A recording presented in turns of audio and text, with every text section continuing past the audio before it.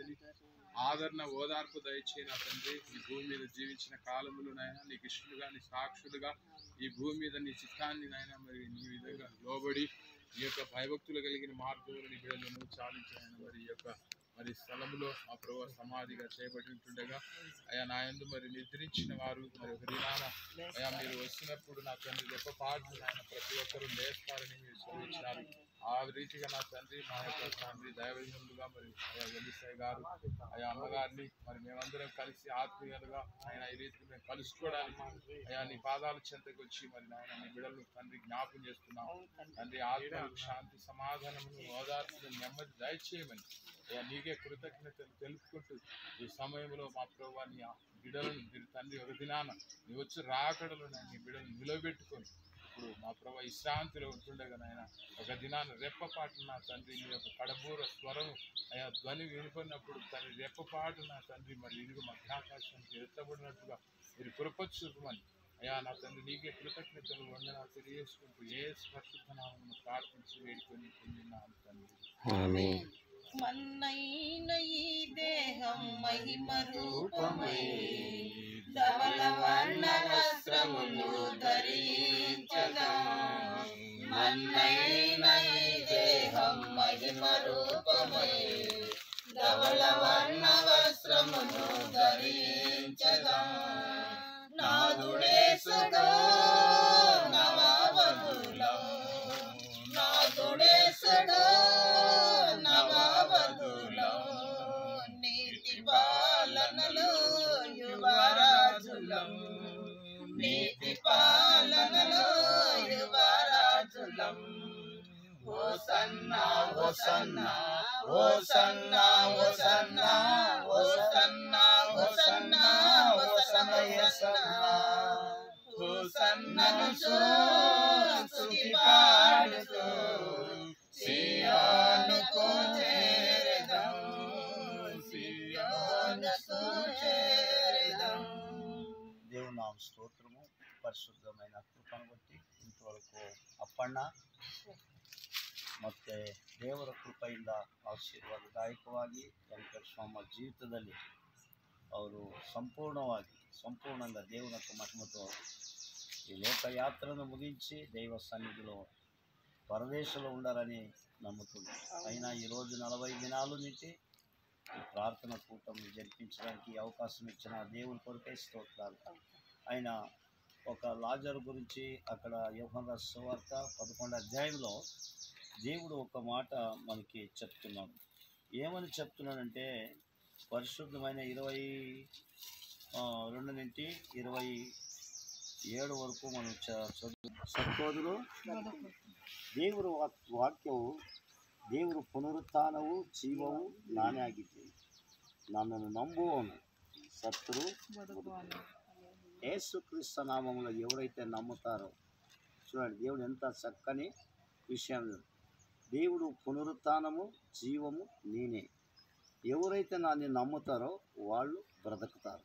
ఖచ్చితంగా దేవాది దేవుడు దాని నుండి మన 1 తెస్సలోనిక 4వ అధ్యాయం 13వ వచనంలో ఆయన ఆ మధ్యాకాశంలో ఆయన స్వరముని ఆయనతో కూడా వెంట పెట్టుకొని వస్తారని దేవుని వాక్యం శ్రేష్టమైన విషయం గురించి మాట్లాడతారు. ఆర్భాటముతోను ప్రధాన దూతతోను శబ్దముతోను దేవుని బూరతోను పరలోకము నుండి ప్రభు దిగివచ్చును.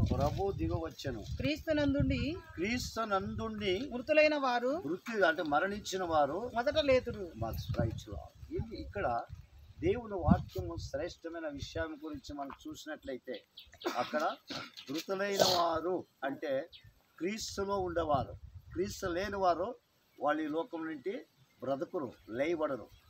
ఎవరైతే ఇక్కడ విశ్వాసం ఉన్నవారు పునరుత్థానం జీవం నేనే అంటాడు. ఎవరైతే విశ్వాసం నమ్మకం కలిగి ఉంటారో వాళ్ళు మాత్రము నాతో బ్రతుకుతారని 2 శబ్దాలు మనం అక్కడ చూస్తున్నాం. ఒకటి యేసు ప్రభులో విశ్వాసం ఉన్న వాళ్ళు సమాధానం చనిపోయిన వాళ్ళు లేస్తారంటున్నాడు. రెండో విషయం వచ్చేసి క్రీస్తులో నమ్మకం కలిగిన వారు, నమ్మకం ఉండే వాళ్ళు మాత్రం దీంట్లో కూడా అవిశ్వాసం ఉన్నారు, విశ్వాసం ఉన్నారు. క్రైస్తవులందరూ కూడా 2 భాగాలు ఉన్నారు. సంపూర్ణంగా నమ్మిన వాళ్ళు ఉన్నారు, సంపూర్ణమైన నమ్మకం లేని వాళ్ళు ఉన్నారు. అందరూ కూడా నమ్మిన వారంతా దానిటే స్వామి స్వామి అన్నవాళ్ళందరూ కూడా స్వామి స్వామి అన్నవారంతా కూడా పరలోక రాజ్యము చేరలేరు అని అనేకమైన యేసుప్రభుని స్వామి అని నమ్ముతారు, యేసుప్రభుని నమ్ముతారు. నిలకగలిగి జీవితంలో యేసుప్రభులు ఎవరైతే గట్టిగా కలిగి యేసుప్రభులో జీవిస్తారో వాళ్ళు మాత్రము సమాజం నుండి పైకి లేస్తారు. అంటే ఎవరు లేస్తారంటే 2 క్వాలిటీలు ఉన్నాయి. ఆ 2 క్వాలిటీల ఒకటి యేసుప్రభులో నమ్ముకున్నవారు, నమ్మకం లేని వారు. యేసుప్రభులు నమ్ముకున్నారు కానీ వాళ్ళు నమ్మకం లేదు. ప్రభు నువ్వు నమ్మినావు కాబట్టి, నమ్మకం ఉంది కాబట్టి యేసుతో పునరుత్థానంలో నువ్వు పైకి లేస్తావు. లేకున్నట్లుంటే దేవుడు ఇంకో విషయంలో నీవు కూడా ఆ యొక్క బోరుని, ఆ శబ్దం దేవుని బోరు అంటే ఈ లోకంలో 2 బూరులు ఉన్నాయి. ఒకటి లోకానుసారంగా ఇతర దేవతలకి ఆ బూరుని ఊదుతారు. మరి ఆ బూరు వేరే, సైతాను శబ్దము బూరు వేరే, యేసు ప్రభు పరిశుద్ధాత్మ బూరు వేరే. 2 బూరులు మనం అక్కడ చూస్తున్నాం. దేవుని యొక్క వాక్యంలో శ్రేష్టమైన దేవుడు నా దేవుని బూరు అనే ఒక ఉంది. దేవుని బూరు అనేది ఒకటి, సైతాను బూరు ఒకటి. అది సైతాను బూరు. లేకుంటే సైనికుని బూరు వేరే. మరి యుద్ధానికి పోయినప్పుడు అది ఊపితే అనేక మంది లేచి వచ్చినట్లు మనము హెచ్చరికైనట్లు బూరు కూడా అది దేవదూతల బూరు. అది అంటే మీరు మెలకుగా ఉండి మీరు ఆ బూరలో కూడా విధమైన విషయాలు రకాలు ఉన్నాయి బూరలు. కాబట్టి ఆ బూరలు శబ్దము, యేసు ప్రభు శబ్దము వేరే, దేవదూత శబ్దము వేరే, మనుషుల శబ్దము వేరే, సైతాను శబ్దము వేరే, ఈ లోకానుసారంగా జీవించే శబ్దాలు వేరే. ఈ శబ్దాల గురించి మనం వెళ్ళినప్పుడు ప్రభు అయిన యేసుక్రీస్తు నామంలో వాళ్ళు దేవుని నమ్మినారు, మొట్టమొదలుగా నమ్మినారు. వీళ్ళు నమ్మినారు కాబట్టి ఆ నమ్మకంతో సమాధిలో మరణించినారు. తిరిగి ఆ నమ్మకాన్ని తిరిగి ఏమంటున్నారంటే దేవుని యొక్క పునరుత్థానం కావాలంటే ప్రభువందు మరణించిన వారు, ప్రభులో మరణించిన వారు, ఎవరైతే నిద్రించిన వారు ప్రభుతో నా యొక్క జీవితంలో దేవుని బూర వినిన వెంటనే వాళ్ళు ఆ శబ్దం వినిన వెంటనే సమాధానింటి వాళ్ళు మొదటిగా లేస్తారు. ఈ యొక్క కాబట్టి మన జీవితంలో ఈ రకరకాలమైన ಸಂಗತಿಗಳು ఉన్నప్పుడు ರಕರಕಾಲವಾದಂಥ ಸಂಗತಿಗಳಿರುವಾಗ ಇವತ್ತು ಜೀವನದಲ್ಲಿ ಕ್ರೈಸ್ತರು ಸರಿಯಾದ ಯೇಸು ಸ್ವಾಮಿ ನಂಬುವುದಲ್ಲ, ಯೇಸು ಕ್ರಿಸ್ತನನ್ನು ಚರ್ಚಿ ಬರೋದಲ್ಲ, ಚರ್ಚಿನಲ್ಲಿ జీవిಸುವುದಲ್ಲ ప్రాముఖ్యన పాత క్రైస్తవుడిగా ఉండేది కాదు. ప్రాముఖ్యమైన విషయంలో ఈ యొక్క శబ్దాలు మనం హృదయంలో గ్రహించుకొని దాని ప్రకారంగా దాని నేనే పునరుత్థానము, నేనే జీవము. ఇంకోసారి చూడమా, నేనే పునరుత్థానము, నేనే జీవము. 25 వచ్చిన పునరుద్ధానము నేనే, జీవము నేనే, నా యందు విశ్వాసము. నమ్మకం వేరే, విశ్వాసము అది. విశ్వాసము నమ్ముకున్నావు, నీ విశ్వాసం లేదు. నువ్వేసు ప్రభులో నీకు చర్చికి వస్తున్నావు, నీకు విశ్వాసం లేదు. ఏమంటే ఊరికే నువ్వు నమ్ముకోవడం అంతే. లాస్ట్కి నీ విశ్వాసం అనేది ప్రాముఖ్యమైంది.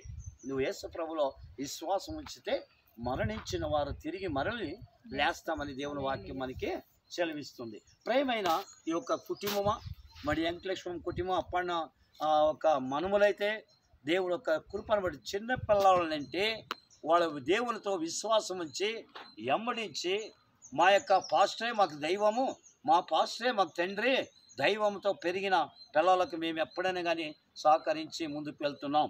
మరి వాళ్ళు కూడా దేవుని యొక్క విషయంలో పెరుగుతున్నారు కాబట్టి దేవుడు వాళ్ళకి ఆశీర్వాదకరంగా ఈరోజు నీకు కష్టం ఉండొచ్చు, శ్రమ ఉండొచ్చు, వేదన ఉండొచ్చు, నీ నమ్మకాన్ని నిన్ను పైకి లేపుతుంది, నీ విశ్వాసాన్ని నిన్ను రక్షిస్తుంది. విశ్వాసం ఒకటే, నమ్మకము అనే 2 విధాలు అయినప్పుడు ఇది నమ్ముకోవడము. నీ నమ్మకంతో నువ్వు ఎవరి పేతురు చెప్తున్నాడు, నీ నమ్మకంతో నువ్వు జలముల పైన నడుస్తావు, నీ విశ్వాసం లేకుంటే మునిగిపోతావు. విశ్వాసం అనేది ప్రాముఖ్యమైన సంగతి ఉంది. ఈ యొక్క వాక్యం ద్వారా దేవుడు 40 దినాలు ఈ 40 దినాలు ఈ ప్రార్థన కూటములో, ఈ ప్రార్థనలు, ఈ జ్ఞాపన ప్రార్థన కూటంలో ఈ యొక్క వాక్యంలో వీళ్ళిద్దరూ కూడా దేవుడు రాకడ సమయంలో వచ్చినప్పుడు ఆ యొక్క ఏ జీవం గల దేవునితో వీళ్ళు నిద్రించినారు. ఖచ్చితంగా ఎత్తబడతారు. దేవుని దూతను వినిన వెంటనే, వాళ్ళ స్వరం వినిన వెంటనే వీళ్ళు లేయబడి ఎత్తబడతారు. ఎత్తబడిన మధ్యాకాశంలో ఎత్తబడి దేవునితో కూడా వెళతారు. కాబట్టి ఆ విశ్వాసం మనలో ఉండి క్రైస్తవుడు ముందుకు వెళ్ళాలా.